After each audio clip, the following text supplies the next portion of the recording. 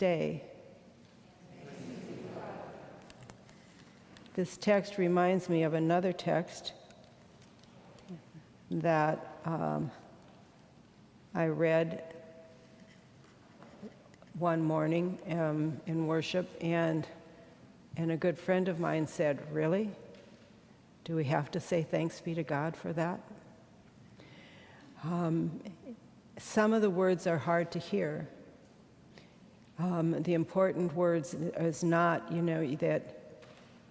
that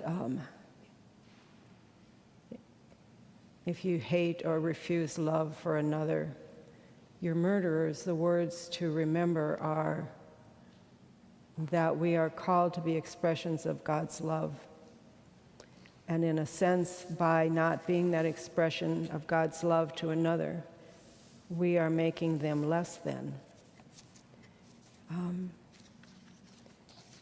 This next, the poem the excerpt from a book that Andrew was going to read this morning might help put that in a better perspective for us.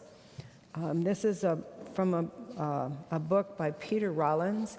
He is an Irish person and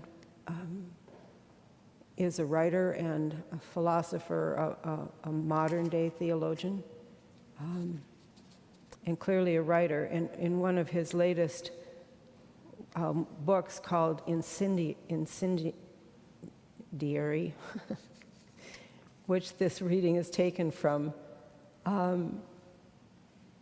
he suggests that Christian faith is not primarily concerned with questions regarding life after death, but with the possibility of life before death.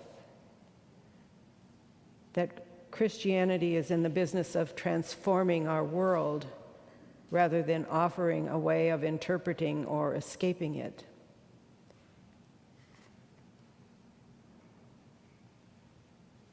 Christianity is in the business of transforming our world rather than offering a way of interpreting or escaping it.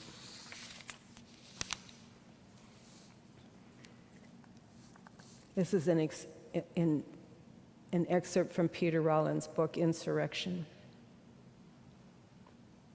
While love cannot be directly seen, love in a very specific way enables us to see. For in daily life we perceive others in much the same way as a cow gazes at cars. We walk past thousands of people every week, not necessarily seeing them. I was reminded of this recently when a friend of mine told me of a recent train ride she took. As the conductor, a large, imposing man, approached, she realized that she had left her purse at home. And when he got to her seat and asked her for her ticket, she, with much embarrassment, explained the situation and braced herself for the worst. But the conductor sat down in the seat opposite her and said, "Don't worry about it." Then for the remainder of the journey, they talked. They shared photos of their family, they exchanged jokes, and they spoke of the ones who meant most to them. When the conductor finally got up to continue his rounds, my friend began to apologize again, but the conductor stopped her mid-sentence and smiled. "Please don't pay it any thought. It's just really nice to be seen by someone." This might initially seem like a strange thing to say as the conductor was being seen by thousands of people every day, but only in instrumental terms, only as the extension of a function he performed. In this brief conversation with my friend, he felt that he had actually been seen as a unique individual, and that was a gift to him. This is what love does not make itself visible, but rather makes others visible to us.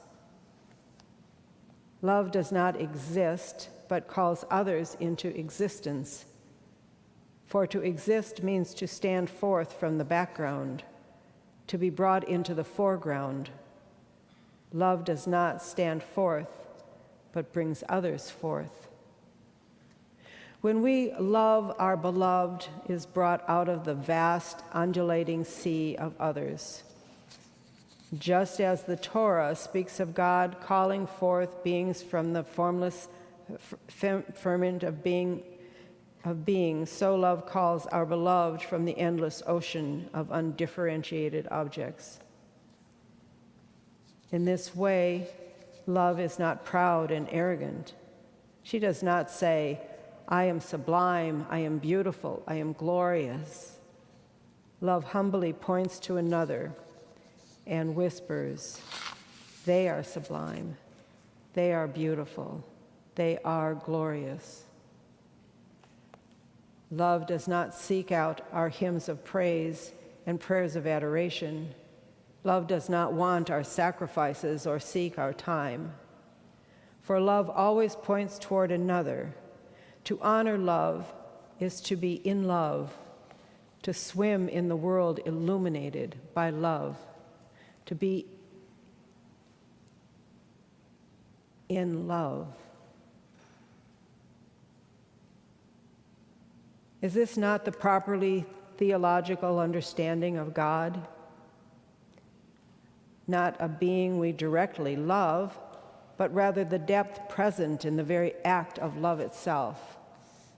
Not as one who seeks to be glorified, but as the cause of glorification itself.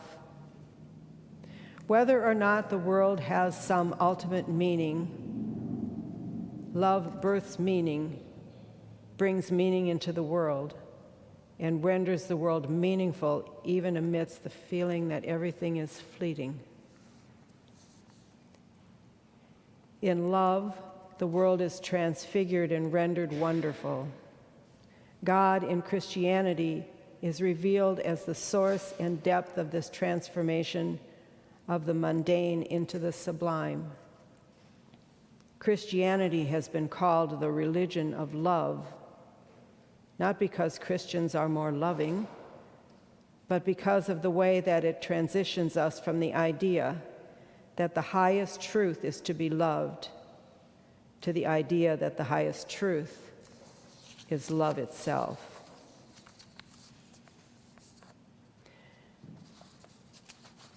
I think that this reading can change our hearing of the words of the Scripture.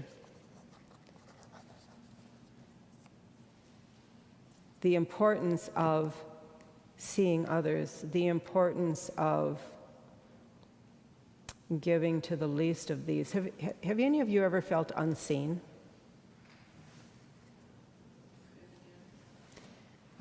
It's not a good feeling. And someone in the earlier service, as we were discussing this text, and someone said, we just need to treat people as we would want to be treated. And another person who was visiting for the day suggested that we should treat others as they want to be treated. That we are how we want to be treated, not be necessarily what they want. To be able to try to stand in their place for a minute. Do they need just a pat on the back and say, good job? Do they need kind words, or do they need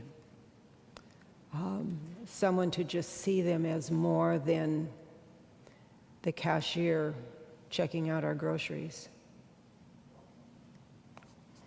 or the person that we pay our gas for, or the server in a restaurant who isn't bringing our food quick enough? What do they need? People that we pass on the street and we don't even see. Do they just need a smile and a hello? Do they just need to be acknowledged with something that says, I see you, and you're important?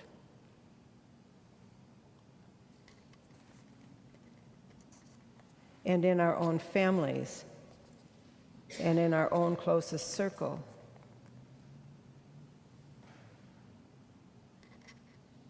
Are there people that we need to say to them, I see you as you are, and I love you even more? You know, love is a verb. It's something that we do. And it translates easily into, you know, we give respect, we give consolation, we give love. And I hesitated for a minute in that reading where it said to be in love, not the emotional feeling that we feel for someone. It is to be in love, as it said, to be swimming in the pool of love, to be engulfed and embraced in that sense of being loved. We are the objects of the greatest love there ever was or ever could be. And in that sense, to want to give that to others in a smile or in a kind word or in a just asking them how their day is going. The important words from the scripture to me, just as I have loved you, you should also love one another. By this everyone will know that you are my disciples, if you have love for one another. And however that translates for you, someone at the earlier service said, that's hard, I'm an introvert. And so it's harder for me. You know, and lots of us are introverts. Andrew has talked about that on numerous times, and I think that if you gave the Myers-Briggs to all of the ministers in this world, probably 80% of us are introverts. I always say I'm an introvert, but I can extrovert really well. And then I go home and close the door and sit with my dog, who doesn't ask me any questions or expect anything from me. You know, it's not always easy. As we say, you know, it's all that easy and it's all that hard. It's not all that easy to be able to consciously be an expression of God's love. And perhaps the more important message is, if we exist in that pool of love, then it doesn't have to be a conscious effort. It will be something that we just do, that we are an expression of God's love to all that we meet, and see the face of Christ in all who come into our lives. And in saying that, it's all that easy and it's all that hard.